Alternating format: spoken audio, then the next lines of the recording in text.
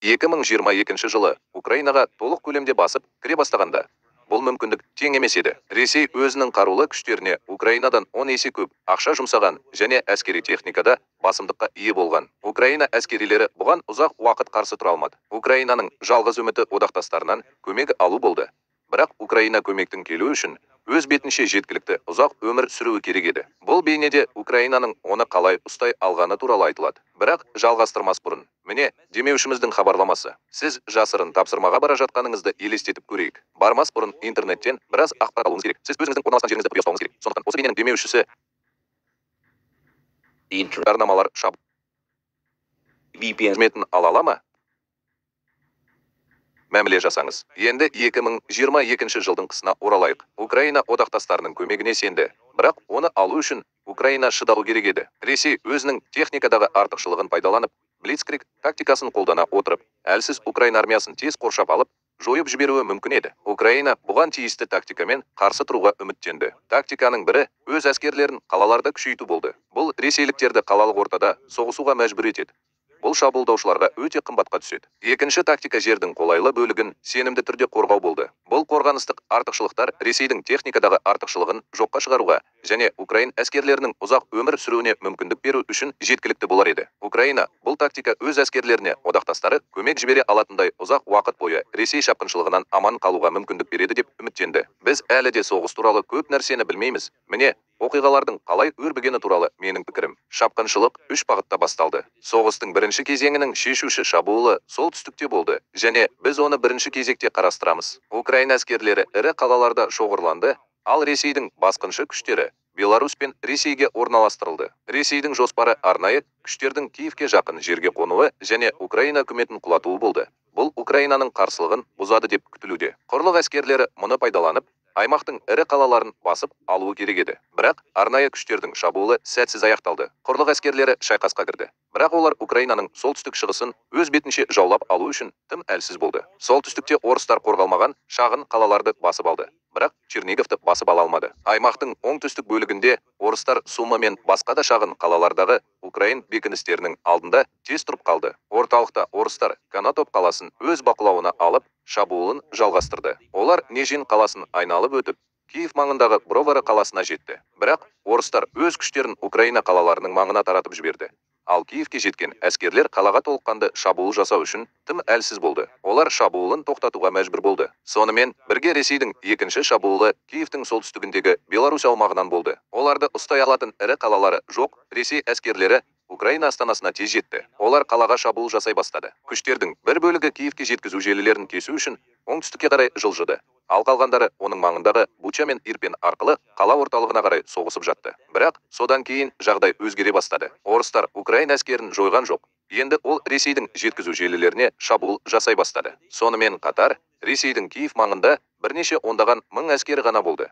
Ал қала халқы 3 миллионнан аз ғана болды. Қала халқының бір бөлігін қаруландырған Украин әскерлері басымдыққа ие болып, орыстарды кері итере бастады. Ресей қолбасшылығы бұл аймақтағы ресейлік әскерлердің Киевті басып алу үшін тым әлсіз екенін және тіпті жеткізу желілерін дұрыс ұстауға күші жетпейтінін түсінді. Науқанды тоқтатып, өз әскерлерін Украинаның солтүстігінен толығымен шығаруға бұйрық берілді. Сәуір айының басында Ресей әскерлері Украинаның солтүстігінен тағы бір күн соғысуға аттанды. Сонымен бірге Украинаның оңтүстік және шығыс бөліктерінде ұрыс жүріп жатты. Украинаның шығысында Донбасс өнеркәсіптік аймағы орналасқан. Бұл аймақ әлдеқайда жақсы қорғаныс мүмкіндіктерін ұсынды және Украина осы жерді қазуға шешім қабылдады. 2014-2015 жылдардағы шайқастардан кейін аймақ Украинаның бақылауындағы аумақ пен ресейшіл сепаратистер бақылауындағы жерлер арасында бөлінді. Украина байланыс шебінде қуатты бекіністер тұрғызды және қазір оларды қорғаныс шебінің бір бөлігіне айналдырды. Солтүстікте Украинаның қорғаныс құрылымдары Северский Донец өзенінің арғы жағында құрылды. Қорғаныс шебі бірнеше қалалардың болуымен нығайтылды.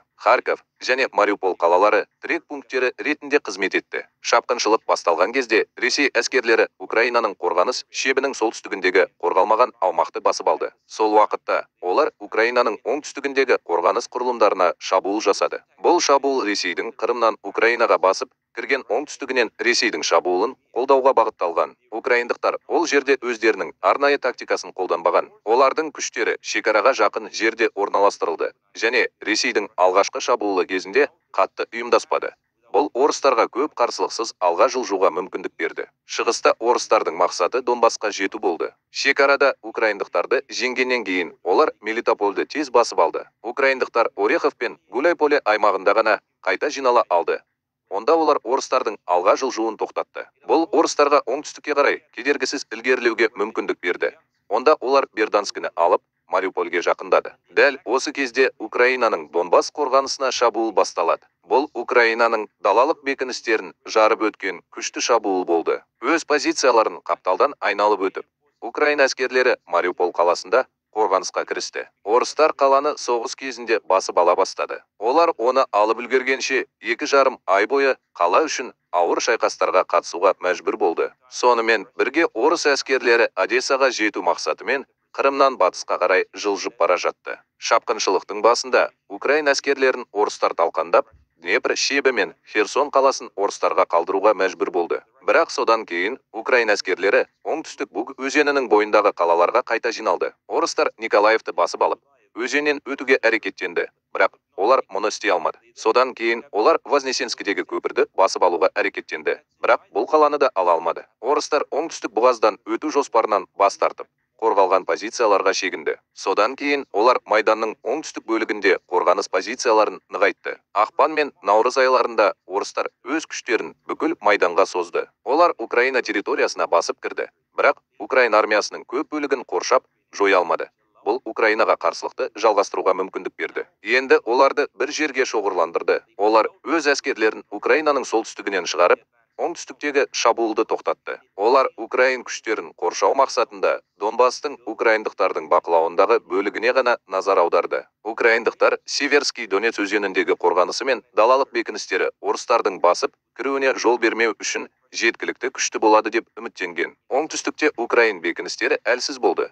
Бірақ толық түсініксіз себептерге байланысты Ресей ол жерде үлкен шабуылдар жасамауға шешім қабылдады. Украина күштерін тоқтату үшін Ресейге 160 шақырым жол жүру керек болды. Негізгі соққы солтүстіктен болады. Мейіз қаласы ресейлік әскерлердің жолында болды. Орыстар оған шабуыл жасады. Бірақ украиндар наурыз айына дейін шыдай алды. Орыстардың Мейізді алуға жұмсаған уақыты украиндықтарға орыстардың жоспарын түсінуге және күшті қорғаныс дайындауға уақыт берді. Орыстар қатал қарсылыққа тап болды және сәуір айының ішінде өте аз ғана аумақты басып алды. Орыстар олардың бұзып өту мүмкіндігі аз екенін түсінді. Олар Украинаның бақылауындағы Лисичанск және Северодонецк қалаларын кесіп тастаудың оңай мақсатын таңдады. Еңсеру керек, қашықтық 50 шақырымды құрады. Ұрыс негізінен сәуірдің аяғы мен мамырдың аяғында болды. Орыстар Северский Донецкке солтүстіктен жақындады. Бірақ кейін өзеннен өту өте қауіпті екенін түсінді. Орыстар негізгі күштерін оңтүстіктен шабуылға ауыстырды. Олар мұнда біраз алға жылжыды. Бірақ Украинаның қорғанысы олар күшті қосымша күш әкелгенше сақталды. Бұл украиндық күштерді қысқарту тым қиын болатынын білдірді. Содан кейін орыстар бұдан да қарапайым мақсатқа жетуді ұйғарды. Олар оңтүстіктен 2 қалаға жақындап, оларды осылай қоршауға шешім қабылдады. Маусым айында олар бұл аумақты басып алды. Ал Украина қоршауға алынбау үшін әскерлерін шығаруға мәжбүр болды. Ал Ресей қалаларға бақылау орнатты. Бұдан кейін не болды? Алдыңғы шеп бірнеше апта бойы әрең қозғалды. Содан кейін бұл бейне YouTube сайтына жүктелді. Табанды қарсылықтың арқасында Украина одақтастарынан көмек ала алды. Бұл Украинаның қорғанысын сәтті етті. Бірінші айда Украина көптеген танкке қарсы қару алды. Бұл ресейлік танк әскерлерінің артықшылығын азайтты. Одақтастар сонымен қатар Украинаға артиллериялық оқ-дәрілерді жеткізіп берді. Бұл оған күресті жалғастыруға мүмкіндік берді. ақш-тың кемеге қарсы зымырандарының келуі Ресей әскери теңіз күштерінің рөлін төмендетіп жіберді. Ал алыс қашықтықтағы артиллерия Украинаға жалпы Ресейден жеткізілім ағынын шектеу арқылы көмектесті. Бірақ күрестің нәтижесі түсініксіз, өйткені Ресей әлі де бірнеше майданда басымдылығын сақтап қалды. Украина өз тарапынан қолынан келгеннің бәрін жасады. Бірақ қалғаны одақтастарына және олардың қандай көмек көрсетуге дайын және қабілетті екеніне байланысты. Atlas VPN желісін қолданып көру арқылы желіде анонимділікті сақтаңыз. Сипаттамадағы сілтемені пайдаланыңыз және 3 жыл бойы айына небәрі $1,183 және 3 ай тегін шектеулі уақыт ұсынысын алыңыз.